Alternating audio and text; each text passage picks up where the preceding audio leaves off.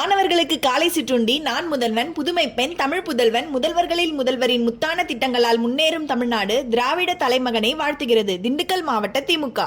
நேற்றைய தினம் நடைபெற்ற என்னுடைய பிறந்தநாள் விழா பொதுக்கூட்டத்தில்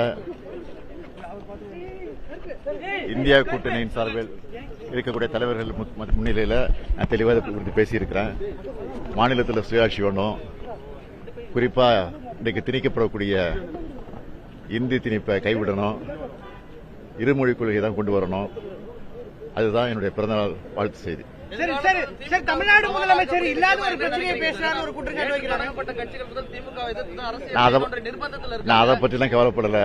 என்னுடைய கவலைகள் எல்லாம் நாட்டை பற்றி தான், மாநிலத்தை பற்றி தான். மாநிலத்துக்கு உரிமையை நம்ம பெற வேண்டும் என்பதை தானே கவலைப்படலாம். சரி, இல்லாத பிரச்சனையை தமிழ்நாடு முதலமைச்சர் பேசிட்டு இருக்காரு அப்படின்னு மத்திய அரசு சார்பாக குற்றச்சாட்டு வைக்கிறாங்க. இப்படி டீலிமிட்டேஷன்ல நாங்க எதை பத்தியுமே இல்லாத பிரச்சனை சொல்லும்போது அதுக்கு நான் பதில் சொல்ல அவசியமே இல்லையே. மாணவர்களுக்கு காலை சிற்றுண்டி, நான் முதல்வன், புதுமை பெண், தமிழ் புதல்வன், முதல்வர்களில் முதல்வரின் முத்தான திட்டங்களால் முன்னேறும் தமிழ்நாடு திராவிட தலைமகனை வாழ்த்துகிறது திண்டுக்கல் மாவட்ட திமுக.